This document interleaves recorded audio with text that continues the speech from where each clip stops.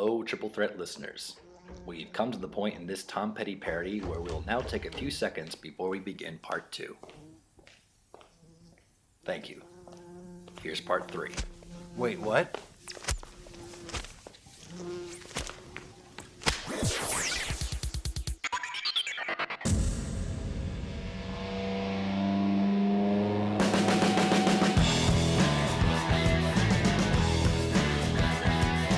And we're back on Triple Threat talking about the ATION set. We're on CD2. I'm just going to keep calling it that because they put the break there.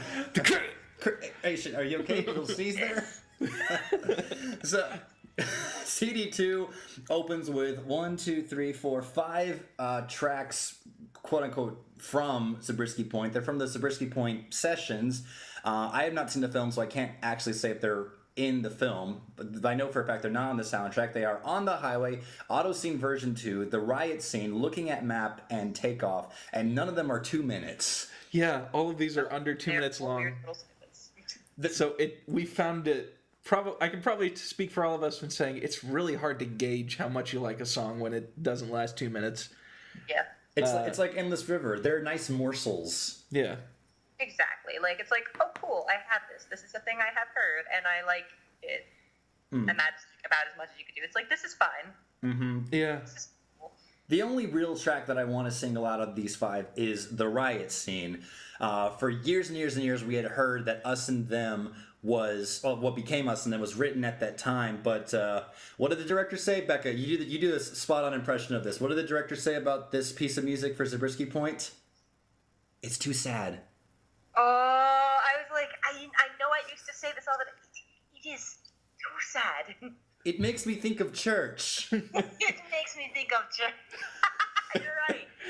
That was in the Dark Side documentary. Yeah, it was. It is too sad. It makes me think of church. So, for those who brush up on your history, this piece, The Riot Scene, was essentially like a demo/early version of Us and Them. Yeah. Same chords. Previously known in other places as the violence sequence. Yes, that's very good to point that out. This one... When I saw the riot scene, I was like, what is this? And then I heard it, and I was like, oh, this is a violence sequence. Okay. Another song that went through multiple name changes. But I enjoyed listening to this one. It was like a sort of sped up version of Us and Them. It's just really Rick on piano. And what did I play to you after I played you The Riot Scene? You played Anacina. Because Anacina is David Gilmour's Us and Them, and I'm standing by that. Because both those songs have a chord, single note on both The Riot Scene and Anacina, and I was like, David, I'm on to you, you sucker. I know you did this. I know you did this intentionally. Well, he's never coming on our show now. Thanks, Tom. We didn't yell at him. May I remind you, we tried multiple times. I was about to say, we might need a little bit more than 41 subscribers to get David Gilmour on our show.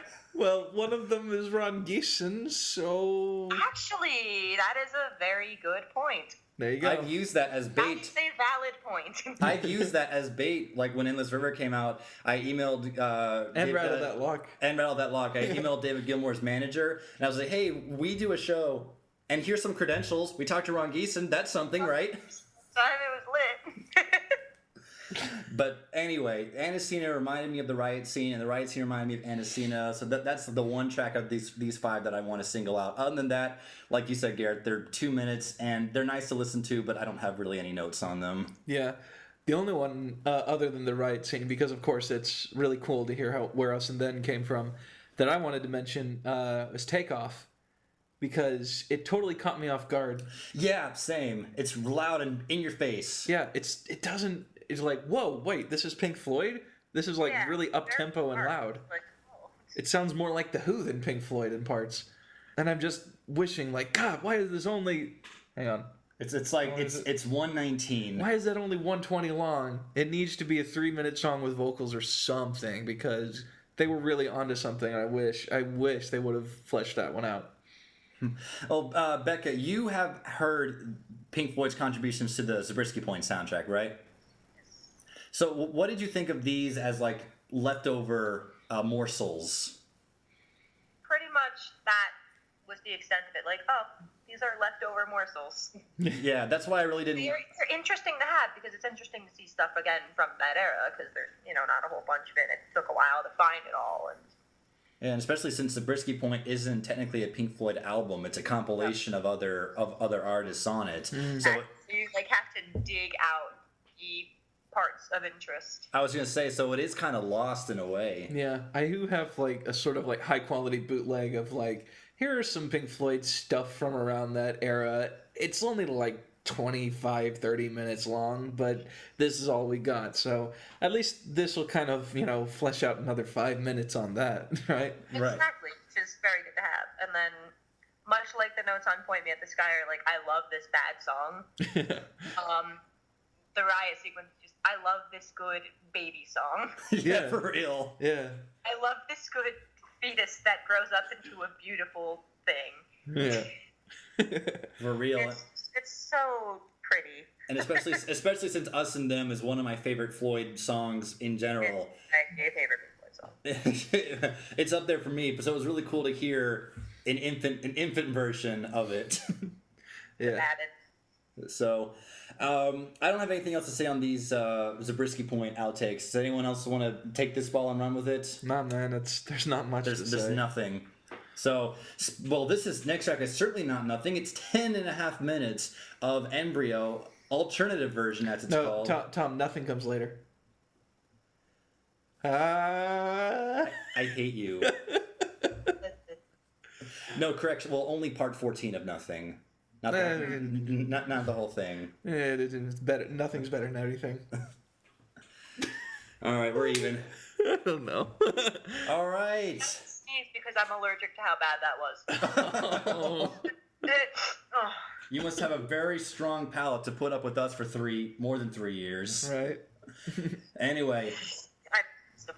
But so this live version of Embryo, though. Yes, it's labeled as the alternative version, live at the BBC Radio, July 16th, 1970. My opinion, it is Embryo, and it isn't. It's same words, pretty same vocal delivery on it. But man, do they really kind of up the ante on this one. You mentioned this was one that they hadn't quite finished, the studio version. So I can only imagine this song could have been something bigger. And this is kind of what it could have / should have been. I think it's a great performance of Embryo, and especially you have to wonder, they did this live on BBC 1970. I think that Harvest thing came out in 1971, so no one had really heard it. No, it was in 1970. Well, still. I think this came out, what time of the year? You mean the performance? Oh yeah, this came out before Picnic did. Okay, so really no one knew this song. Yeah. But yeah, like I said, a great live performance, and I really enjoyed hearing it. What about you? Yeah, I definitely think it's like you said, it's different. So it's really hard to compare two versions of the same song when they're this different.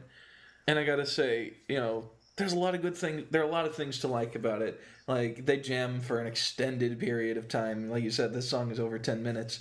I really like how bluesy this one is in comparison with the very dreamy atmosphere of the studio version. It does feel more. I hate to say this word. It sounds more structured.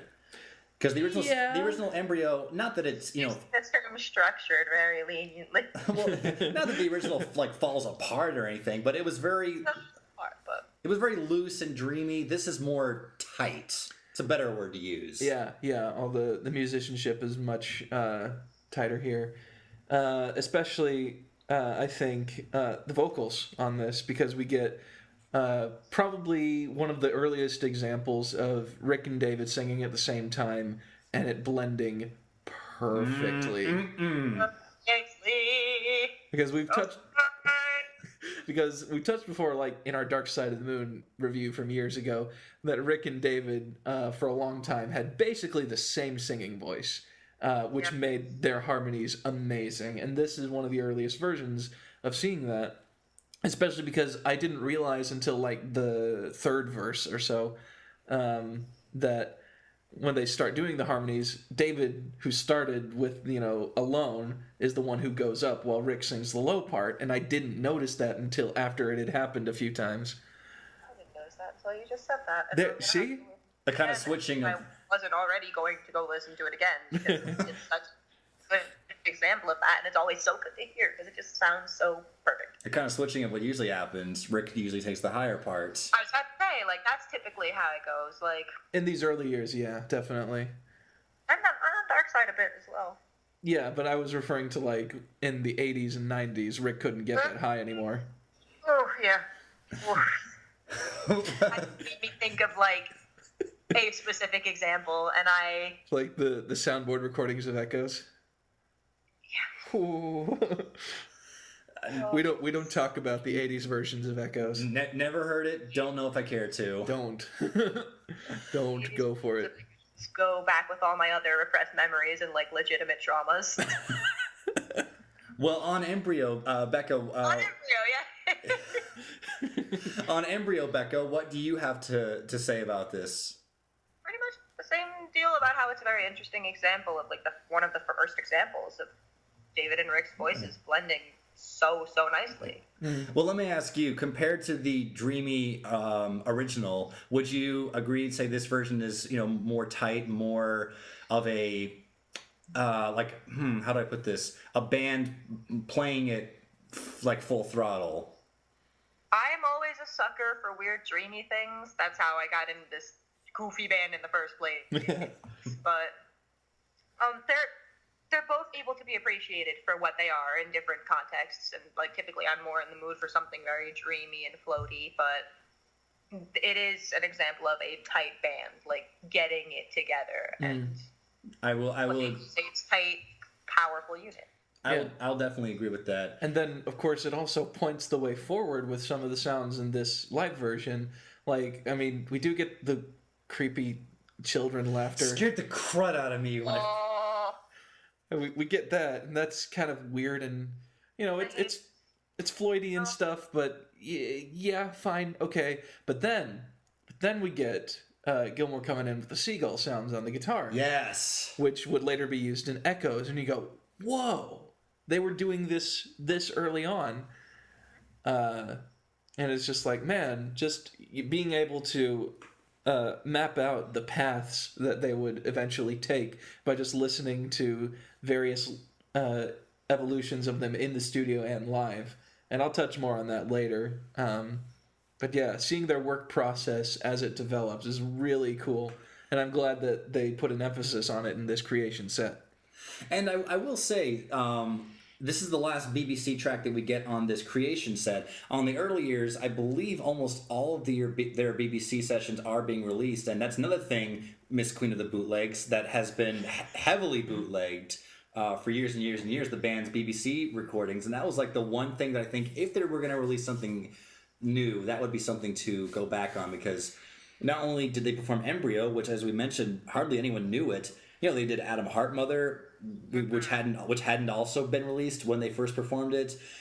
Echoes they did live, Fat Old Son. I mean, the BBC has like some great documents of these songs that we don't have a quote unquote official live release. So I was kind of happy to see that some of this BBC stuff had officially turned up, especially Embryo, because I was glad to see that finally happening, because I've been thinking the same thing for years. Like, okay, there's enough of this floating around. Please put it together and do it better.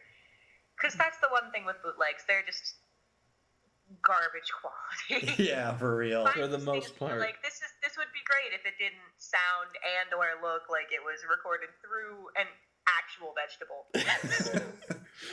And I will say, Vegetable Man, where are you? and I will say, not only that, but the bootleg can be so frustrating because it is so good. Why aren't most people listening to this? Yeah. And it's like, why hasn't this been released in some way? Like, acknowledge this good thing you did this one time, please. Yeah. And Embryo was performed multiple times on the BBC. We get like 7 versions of this song that was such a rarity before now. Right, so it kind of makes me wonder / hope this song will be sort of rediscovered. And heck, it was a rediscovery for me. I only knew Embryo for years as like that one song on Works that I didn't have. Yeah. And now I'm happy that we get 2 versions on this creation set. So we mentioned Adam Hart Mother. Adam Hart Mother is the next track, written by our boy, Ron Geeson. We love you, Ron. Hey, I hope you're still listening. Hope you're still listening, man. You're a great guy. Shout out to Ron. Yes, thank you so much for, talking with us and everything. Yeah. Absolutely wonderful. As goofy as we all are, I will be serious for 2 seconds of my whole life, and thank you sincerely for that. Yeah. If you're listening. Yeah. And of course, he said your name like 20 different times. Yeah, and it was really cool. Lovely and Scottish. I was like, oh, that's my name. That's me. And only me. But anyway, this is I like me. and That was of my interest.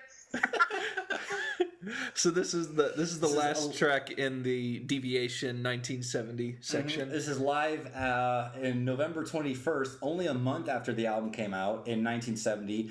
Just the band In Montreux. In Montreux, indeed.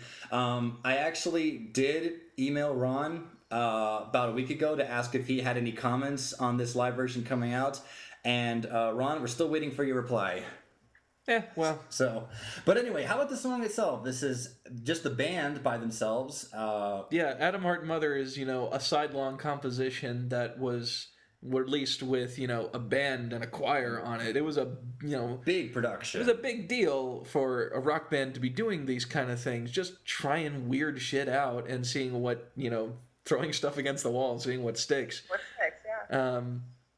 And then to hear them do this really cool stripped down version is, another side of that coin.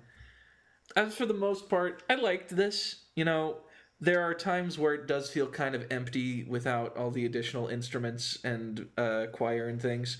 Mm-hmm. That was one of the things I noticed as well. How long is the original? 23 minutes? Yeah, about. Well, this is just a little bit under 18. Mm. And this is, like I said, just the band performing it. So it is kind of cool, I guess, to hear a stripped back version with just the band. And I will say, they kind of pull it off for 18 minutes, being able to do just the four of them. And as we said, this is 1970. It's just the four of them on stage. They do a pretty good job of it. Yeah. I mean, even Roger admits that at the end during the applause. It's yes, just like, turn up your headphones to hear it. You can hear him say into the microphone, "Oh, that was good, guys." Which is, something that Roger Waters would never say. That was pretty good. And I also, this is another one of those that I have to say, man. Rick and David singing together again. I'm thinking mainly the really high oohs bit in the middle, where they come together, and it's just absolutely gorgeous the way their voices play off each other. It is divine. So it is divine. the hit to that chocolate syringe I was funneling into my face earlier, but into your ears. Exactly. Adam Hart Mother, chocolate for your ears. Chocolate for your ears, but like a melted gourmet, like New York City chocolate. What, you're not gonna go to Switzerland for this? Why not? It's all of this, but like for your ears, and not having to go to Switzerland. There you go. And or New York City. So it's so smooth and so full and good. So I'm guessing with all the analogies to chocolate in your ear, Becca, you liked this performance of Adam Hart Mother? It was very good. I gotta say another thing that occurred to me listening to this was that it really reminded me, especially in the beginning and the end, where the band is at its most bombastic. Really reminded me of the original title for this piece, which was a theme from an imaginary Western. And you're like, oh yeah, you hear that title, and then you listen to the guitar parts from it, and you're like, oh man, this is straight out of a Morricone spaghetti Western score. Spaghetti Western, yeah. Nice. So anyway, moving away from 70, moving into 71. What is 71 called? It's called Reverberation. Reverberation. We get Nothing Part 14. This is the only track from 71 on this compilation. And this, for those who hadn't read the track listing, this is a work in progress of Echoes. A few months ago, when the entire track listing was announced for this set, this was like the one track that caught my eye. And when I saw that it was being put on Creation, because I wasn't going to buy the whole box, when I saw this was put on Creation, I was like, yes, That's really cool because that was the one that I Tell me wanted. you were excited about nothing. Part 14 of Nothing to be exact. Oh my That god. kicked me off the show. We can make so many jokes about this. Well, my joke I did not have. my joke is kind of, it is what it is. It's nothing. Wow. It's Interesting though to hear. It's interesting, but I heard it and it didn't grab me like I wanted to. Like when I first saw this Echo's work in progress, I was like, oh, really cool track, and I heard it and I'm kind of like, it was okay. Yeah, well, the thing is, you got to come into listening to Nothing Part 14 with the right mindset. You have to To be fair, that is a good point. You have to know that this is the band fleshing out a song idea. They don't have a song yet. All they have is the ping sound from the keyboard, which is amazing, and I love it. And then they have the sort of guitar part and the sort of organ chord progression, and that's it. And they just kind of riff on that for 7 or 8 minutes. Mm-hmm. And, that's fine.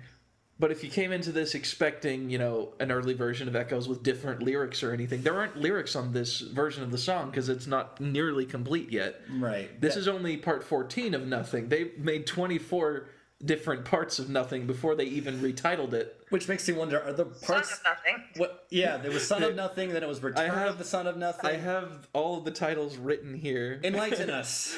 Okay, so most of these were mentioned on the Live at Gdansk DVD and an Easter egg that David Gilmour was talking to Polly Sampson, his wife, and Guy Pratt and a few others over dinner. And they were talking about the germination of Echoes, like stuff like, oh, that ping note was really cool. We should do something with that.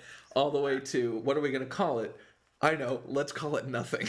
And then they did it. They did Goofy that we would do, and it's so fun to know, like, oh wow, these brilliant musical geniuses—they're just like us, they're jackasses. Yeah. Oh, we made this really good thing. Like, this is a beautiful piece of music. Let's call it Nothing. So it's so Floydian how they just go for something, and only Floyd could write a song called Nothing. Yeah, and they each came up with various sections for Nothing. Some were dropped, some were incorporated into Echoes, so that they had Nothing parts 1 through 24. So we're only listening to about halfway through the process of creating Nothing. Then after they did 24 bits of Nothing. They did Son of Nothing, followed by Return of the Son of Nothing. And then later, because Roger Waters was such a huge soccer fan, because that's what we call it here in America. Yeah. Knock someone's idea of a good game of footy. We are not ones to judge here. Yeah, because the Arsenal football team won some big game in 1971. They called it "We Won the Double," and You're kidding. yeah, that was its live title for a short amount of time. They also That's so good. They also called it, in reference to an episode of The Goon Show, "Looking Through the Knothole in Granny's Wooden Leg." Of course. Of course. And then, of course, because they like good old classic movies, they called it The Dam Busters for 1 or 2 performances. Damn Busters. Yeah. So And then eventually, of course, they decided we're going to move this away from a space theme and turn it into Echoes, which is more of an underwaters theme. And to your point, when you said you can't go into it expecting an early version of Echoes, by the time they had renamed it Echoes, I believe it was around the time they actually added lyrics to it. Yes. So, don't go in thinking, oh, you're going to hear some alternate lyrics. You're not. You're going to hear an early version of a song that happened to turn into a song with lyrics and happened to be called Echoes. Yeah, you're going to hear them make mistakes, too. There are times where Nick stops playing and just restarts again. There are a couple of moments where Rick accidentally hits something on his keyboard and just goes out for half a second. They're not on the top of their game, and they don't need to be because they're making a song. They're not performing yet. Right, and so that was when I say I was disappointed going in. But, I'm with Becca. I still enjoyed hearing it, and to be fair, there aren't a lot of tracks on this 2 CD set where you get a behind the scenes in the studio. Yeah. I mean, you get an unreleased song, like in the Beachwoods, you get Matilda Mother with an alternate lyric, but really, this is one of the only songs on this 2 CD set where you get, a look behind the curtain of what was actually going on. Mm-hmm. So, to be fair, I'll give the track its due. So, Becca, what do you think of Nothing? Nothing. Nah, just kidding. I agree that it's very cool to see the work in progress happening, which, like, as someone who is a musician and was inspired by this, like, to look back on this band that I'd gotten into when I was so young, like, one of my earliest influences, and hear them messing up and hearing them in the process of creating. It's very special to hear. Mm-hmm. Mm-hmm. I will say, kind of on a humorous / really annoying note, on the early years box set, there's the bonus disc, and one of the bonus disc tracks is Echoes Live at Wembley 1974, which, if you know your Floyd history, every track from that Wembley tour, except for Echoes, had already come out. On the Immersion set, there was the Live Dark Side. On the Wish You Were Here set, there was Shine On, Raving and Drooling, and You Gotta Be Crazy. Echoes was the last song, so you can technically get it for $500. So you can complete your concert for $500, and I'm just like, guys, not cool. Some kind soul will put it up on YouTube. And, please. And then get it promptly taken down. And then they'll put it up again, and it'll get taken down. Eventually, it's going to make its way out. If I'm not mistaken, Becca, that Wembley tour / gig from 74 has been bootlegged, right? Yeah, I found it at a show one time. Yeah. I like those touring record shows that show up in, like, hotels in the middle of, like, blunder hell nowhere. Hell nowhere, I mean where I go to college. I'm pretty sure I saw that exact show somewhere entitled Bright Side of the Sun. Yeah. At, like, this, not even the Mohegan Sun, like some, like, janky-ass hotel. And I was like, oh, cool, I'm going to buy this now. And I did. But it's very cool recordings. It's a very cool concert. How's the sound quality on that? It's better with the professional real release. Right, which makes me mad, because you can get Echoes in pretty clean quality for $500. Yeah. $500, or you could, subject yourself to a little bit of filth, both like quality-wise and like from the people you buy it from. All right. Okay. Weird. The last 3 tracks on CD2 are 3 tracks taken from the new 2016 remix of Obscured by Clouds. This was the other thing in the track listing besides...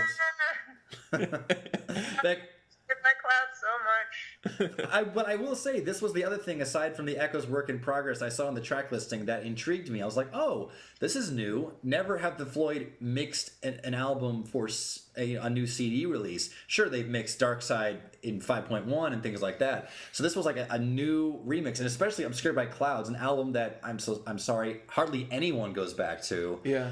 So literally only me and probably like 5 other people ever actually care about this album. Yeah. So you get 3 tracks that are back to back to back on that remix: Childhood's End, Free For, and Stay. 3 examples of, like I said, Obscured by Clouds. I think I heard it like once just to hear it, and none of the tracks I disliked, but for some reason Mudmen was the only track that stood out to me on that first listen. Really? Yeah, it's very weird. So It's here, a beautiful instrumental though. Like, oh, it's the way fantastic instrumental. Yeah, I love Mudmen. And then, but hearing these 3 out of context was just made me just go, oh, okay, I'm really digging it. And Childhood's End finally clicked for you, because Childhood's End is a phenomenal song. Childhood's End has got to be one of the most. Is one of the that I can go back to, because like a lot of the song, like a lot of my soft spot for Obscured by Clouds comes from being young and like falling in love with the particular sound of the Floyd, like the very dreamy, floaty thing, and just that being a general vibe that I liked. But like,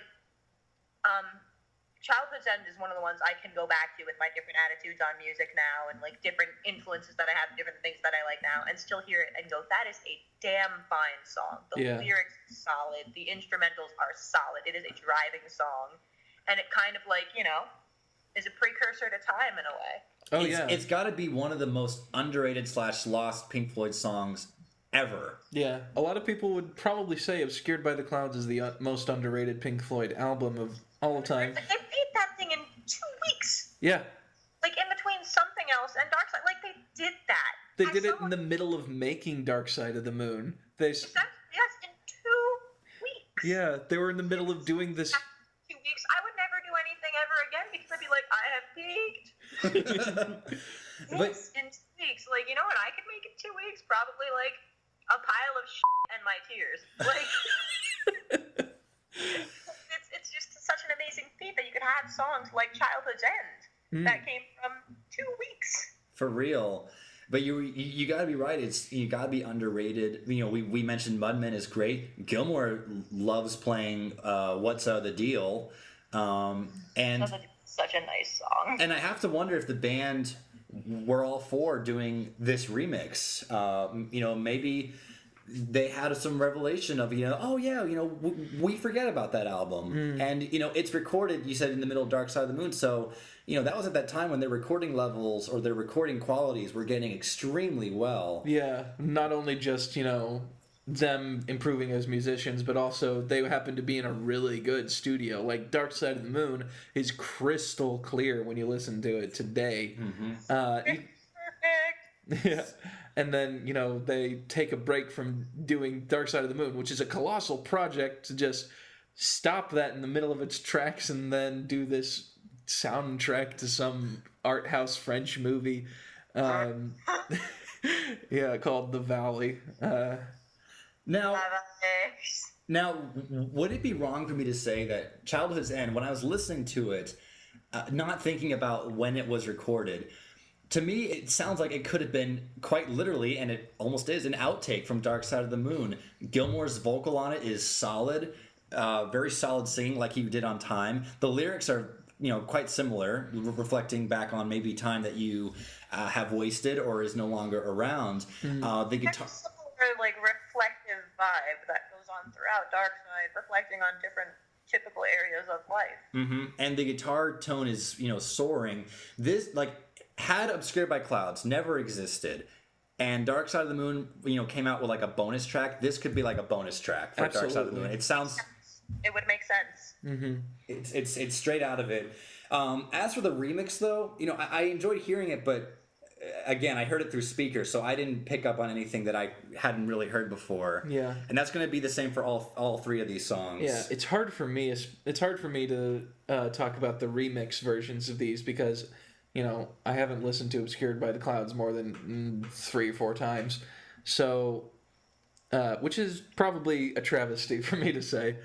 Being such a Floyd fan as I am, I'm wearing a Floyd shirt right now. You've heard it 2 more times than I have. But yeah, I've heard it a lot more times than you guys. You've heard but it, I right. haven't, like, I flew through listening to everything to listen to everything in time for this show, so I haven't gotten the chance to sit down and analyze the Obscured by Clouds tracks from this, which is a darn shame because it's one of my personal favorites. Yeah, I will say though that I did go back and listen to the original version of the original mix of Childhood's End, and the difference in quality is not. It's significant, but not mind blowing. I guess is the best way to say. I definitely prefer the remix, at least of this one song. And it's a totally great song that is sadly overlooked just because of the timing of it coming out. I especially like how Obscured by Clouds in general, but especially on Childhood's End and Free 4, there's this really cool fuzzy drone that acts as a theme throughout the album. It's just it's shameful that people don't listen to it enough. I love that fuzzy drone. I will say, Becca, since you said you hadn't really heard these 3 remix tracks, we have, and me personally, I think Garrett is in the same boat. We didn't find a ton that was different. Maybe they just moved, you know, the guitar from the right speaker to the center or something like that. Oh, well, I will not notice that one bit because I am deaf. I was just thinking that as I said that. Whoops. But I was looking through the track list and, like, you know, making sure to listen to enough to prepare for the show, but I saw these and I was like, how much of this is going to be different? And then my first thought was like, I'm going to regret not doing this because what if something is radically different with these songs that I hold so dear to my heart for some weird reason? No, it's not like Matilda Mother where you get like some alternate lyrics or anything like that. Oh, the alternative Matilda Mother is so good. But anyway, we're not about that anymore. Yes. I love Obscured by Clouds. Yeah. Right. One less note on Childhood's End. Oh. These are 3 particular highlights from the album. So, like, I was very happy that these were the 3 that they included. Yeah. I think these are three of the best on here. Yes. Last note on Childhood Zen, I think, which is my favorite track from Obscured by Clouds. I mean, come on. I really like the guitar solo in this because, of course, it's coming at the same time when Gilmour was really finding his sound in Dark Side of the Moon. And yeah, it just shows that he was, at this point, having played with the band for, I guess, 4 or 5 years at this point, saying, yeah, I can just cut loose and do my thing and explore with this guitar solos. Yeah. And that even bleeds through into our next selection, Free 4. Free 4, yes. A cute little ditty about dying. Yeah.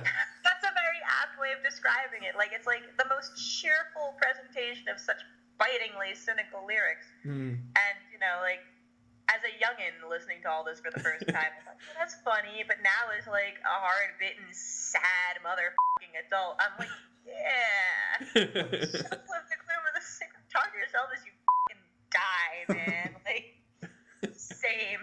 Me studying for finals. Like, it's such a jaunty number about just Yeah, for real. Which is great that it has, again, the fuzzy drone that really comes down like a, steel door every time, And then we're going to sing the end of this verse. Bam!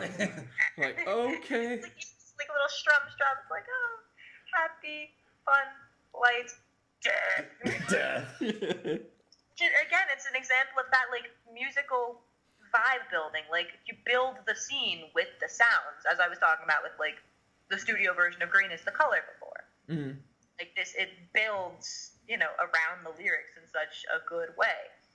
And speaking of lyrics, this is, Free 4 is notable as, for Pink Floyd historians, I guess, and that this is the first instance when Roger, in a song, is dealing with the death of his own father, which would become a huge theme later in their career, like with The Wall and the Final Cut, which we don't talk about the Final Cut.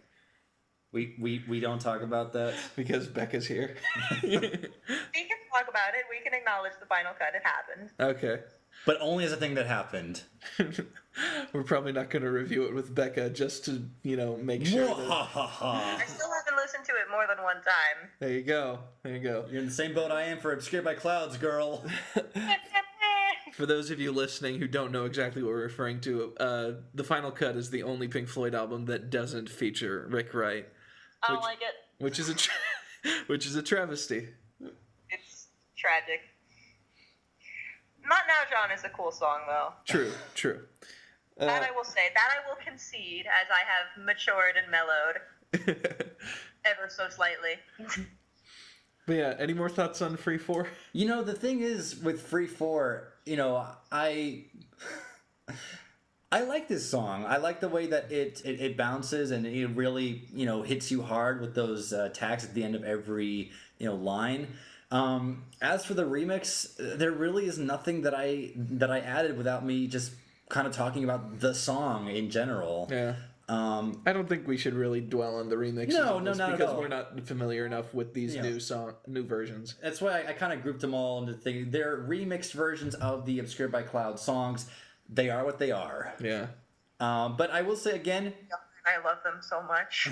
But I will say, to Becca's point, hearing them out of the context made me really appreciate them. Childhood's End made me just, really put it up there as list of songs that I really needed to rediscover. Also, I forgot something about Childhood's End. They put up a music video for it recently, like within the last week, which features some footage of them recording Obscured by Clouds. That's right. Yes. That's right. Among some other footage, like protests and things that reflect the themes.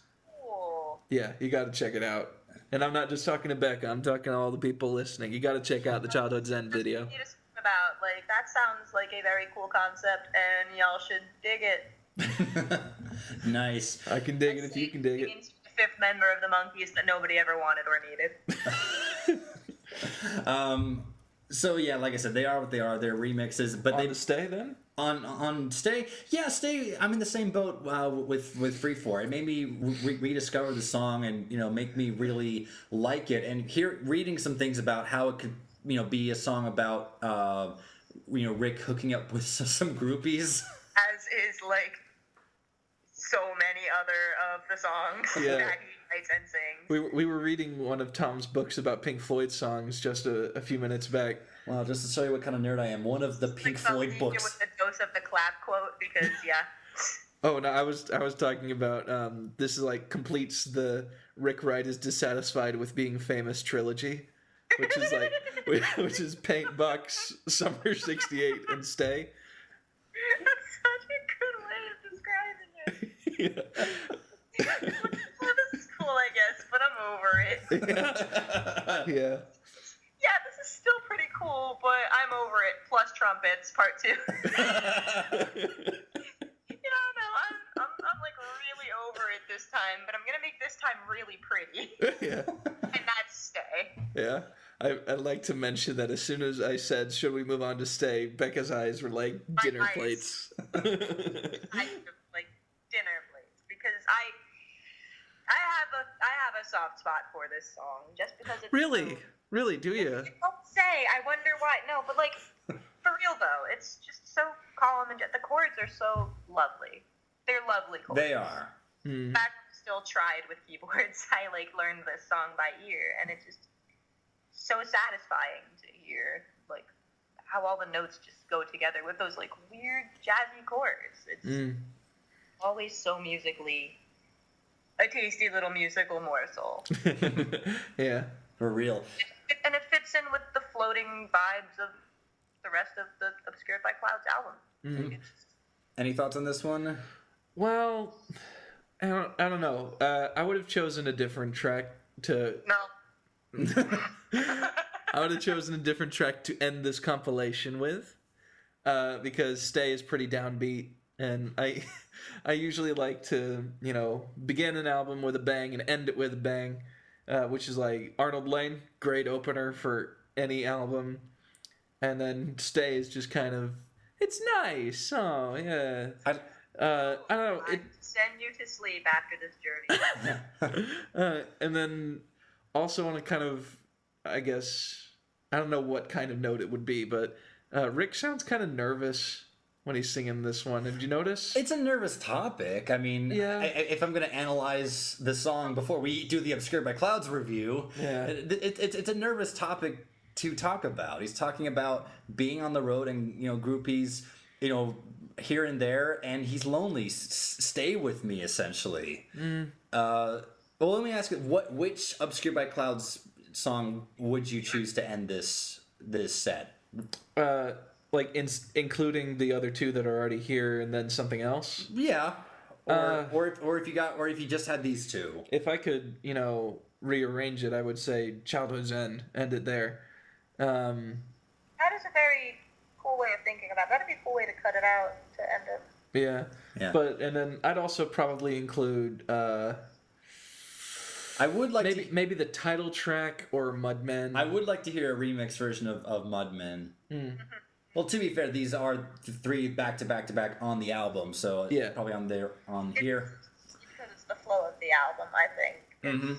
That's fair. I understand that. I don't mind Stay as a closer. I actually kind of find it endearing a little bit.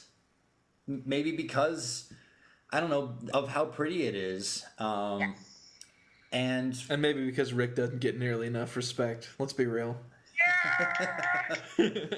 well, he does. I'm not just saying that because Becca's here. Yeah, no, I'm totally Regardless of my opinions of how correct they are. I'm totally in the same boat you are.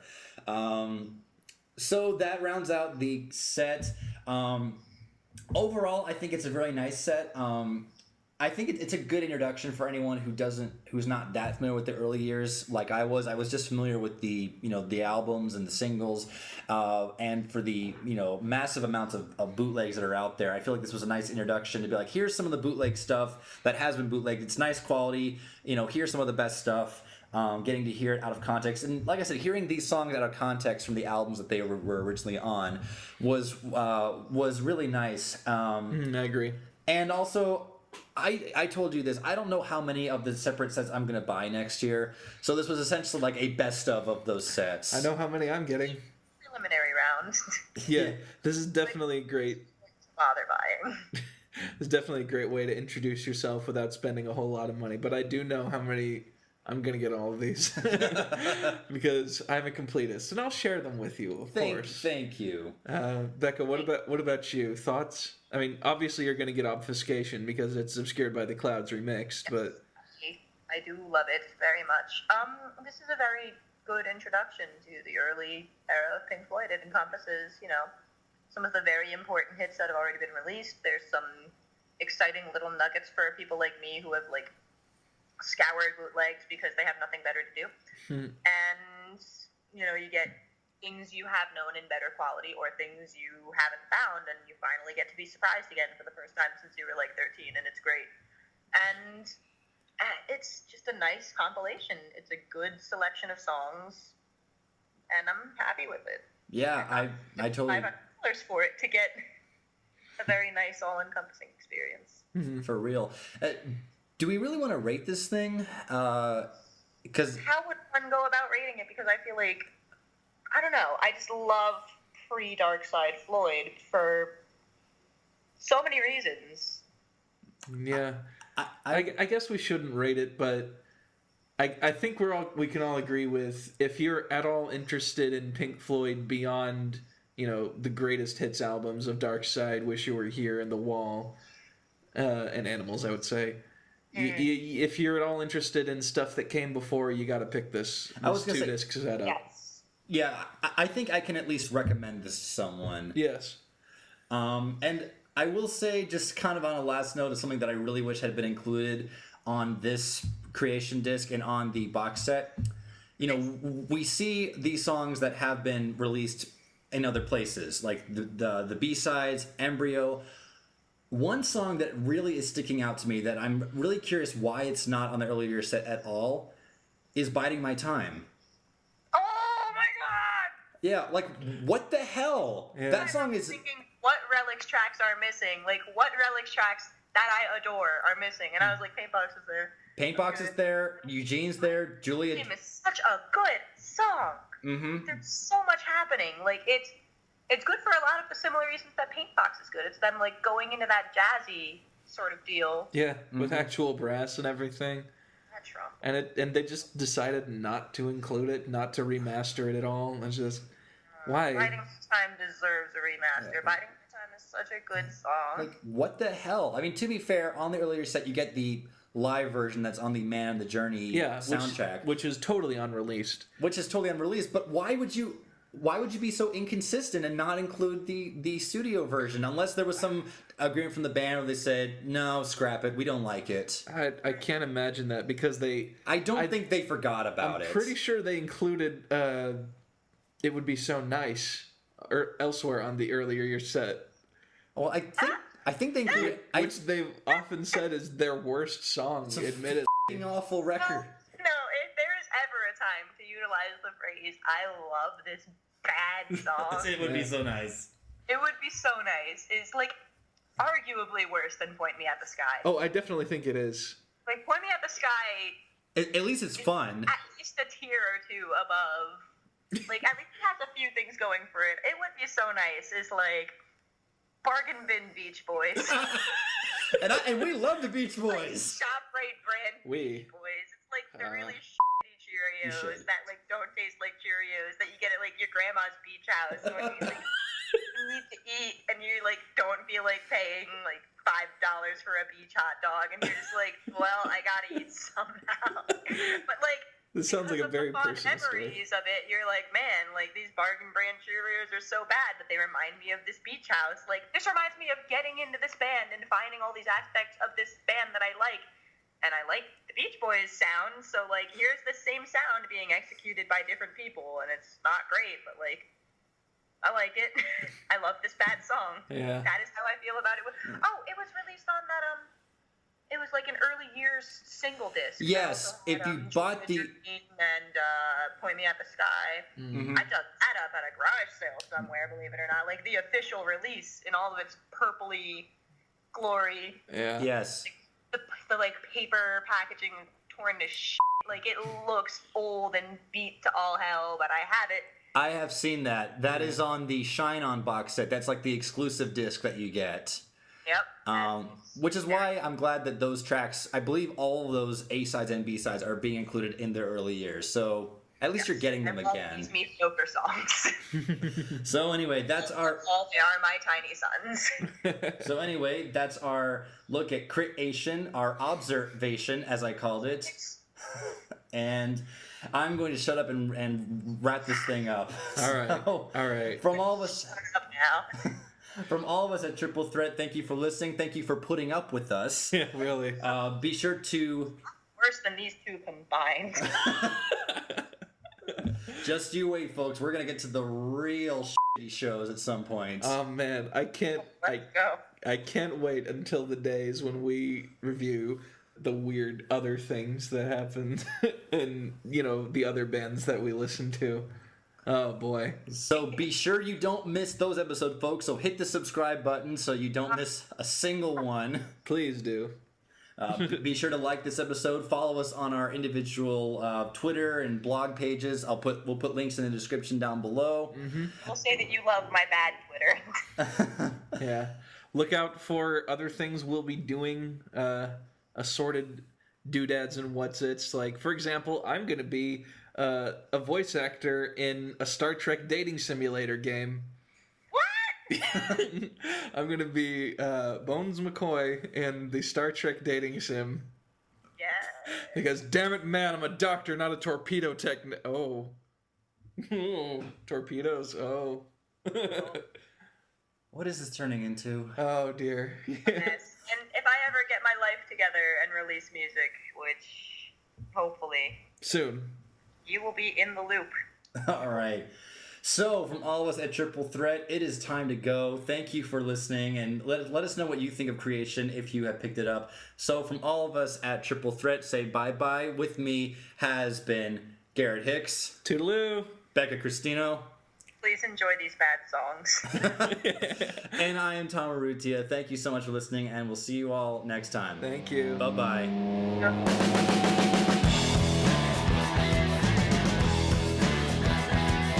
Hey guys, thanks for listening to part 2 of our review of Creation by Pink Floyd. Let us know what you think of the album and this episode in the comments. Don't forget to like this and subscribe for more. Thanks again for listening, and we'll see you all next time. Bye-bye.